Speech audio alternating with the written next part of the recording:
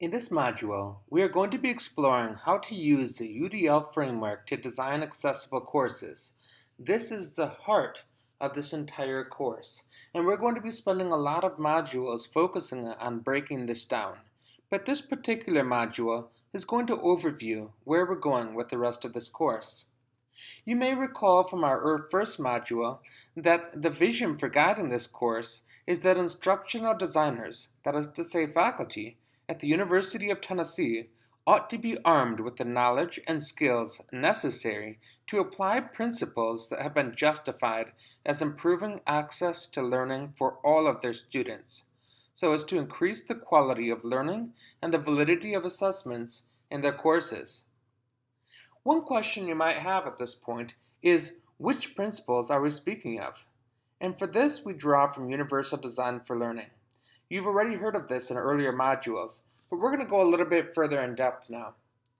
UDL is defined as a set of principles for curriculum development that give all individuals equitable opportunities to learn and express their learning. Elsewhere, it says that UDL provides a blueprint for creating instructional goals, methods, materials, and assessments that work for everyone, not a single one-size-fits-all solution, but rather flexible approaches that can be customized and adjusted for individual needs. Within this framework, I want to focus on three big ideas: clearly articulating objectives, identifying potential barriers, and finally using the principles of learning to maximize access to learning. Let's take a look at each of these. First, it's important to see that at its heart, UDL is ultimately about design. When we think about design, it's important to recognize that good design always requires knowing the purpose for which you are designing. Let me illustrate this. Imagine that there was a woman who went to a tailor in Paris, and she requested a fine dress to be made, and she gave the tailor certain specifications, like she wanted it to have a floor-length train, and she wanted some floral embellishments and some sparkly sequins on the hip, and so forth.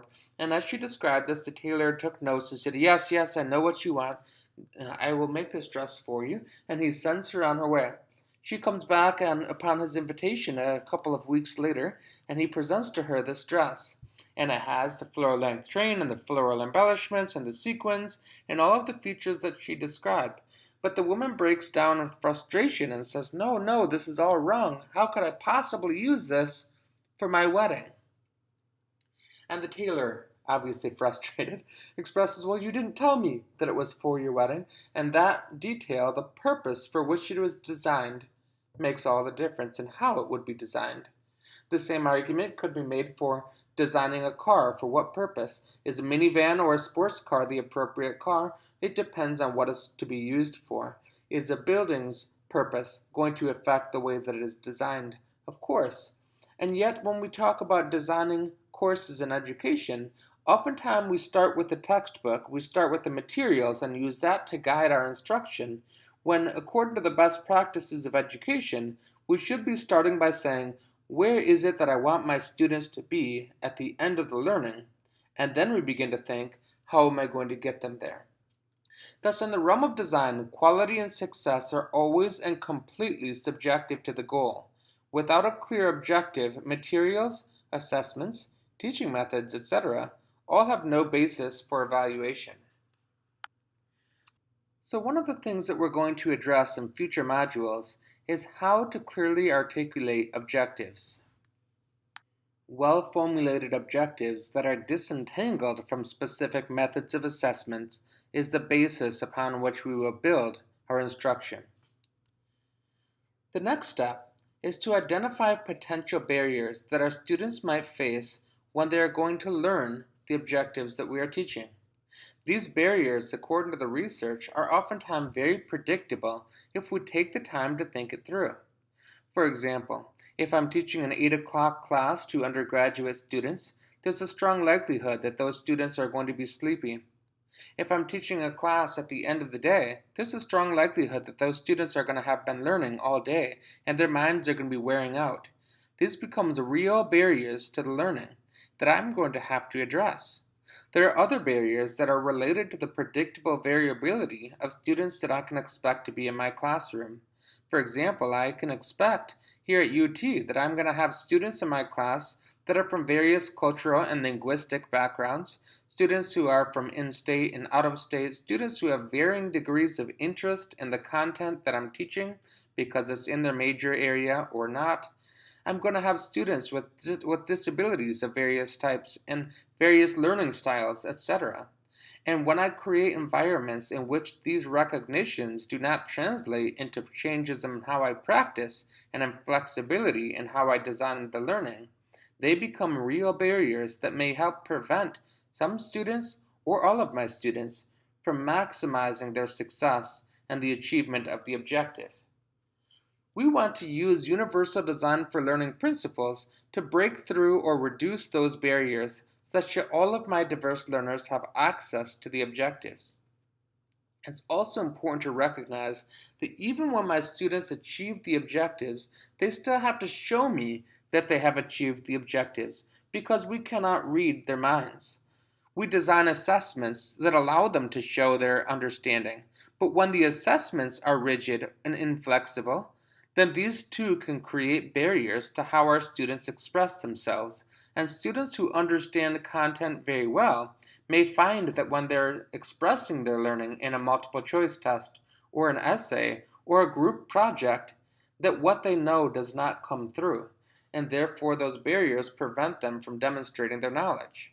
Again, we want to use the principles of universal design for learning to reduce or remove those barriers to allow all of our students to demonstrate their learning. We're going to be talking about those things much more in the coming modules as we'll dive into the features of Canvas that will allow us to use the principles of UDL to address those barriers for both learning and assessment. Speaking of which, once we have identified the objective, identified potential barriers that our students may face in achieving or expressing their learning of those objectives, we turn to the principles of universal design for learning to maximize the access that our students have to learning. These principles are number 1, to provide multiple means of engagement, number 2, to provide multiple means of representation, and number 3, to provide multiple means of action and expression. For each of these 3 principles, the UDL framework has 3 guidelines, making 9 guidelines in total, and each of the guidelines has between 2 and 4 checkpoints. In total, there are 31 research-based practices that have been organized into these 3 principal categories. The full framework with the principles, guidelines, and checkpoints can be found in the pages of this module. Ultimately, in using these 3 principles, our goal is to systematically reduce barriers and provide equitable access for all of our learners. You might remember that word systematically reducing barriers from our first module dealing with UDL, in which we explored this image. We saw the difference between the first pane, which focuses on equal treatment of all of our students, to the second pane, which demonstrates equitable treatment of all of our students. And finally, the third pane, which demonstrates the removal of systematic barriers altogether, such that accommodations and modifications may not be necessary for as many students as they would be otherwise. UDL will help us to do this. It is a proactive framework that will allow us to create more accessible environments such that all of our students will learn better. So what's next? Next up, throughout the rest of this course, we're going to be focusing specifically on UDL, but looking at fine details of how we can use the features of Canvas to support specific principles, checkpoints, and guidelines of UDL to make our courses more accessible. Please pick and choose as you move through those modules to decide which ones are most important or most useful for you in your courses. We hope that you will find several that, when applied over the course of time, will allow you to develop courses that are more accessible, more engaging, and just better all around, not only for your students with disabilities, but for everyone.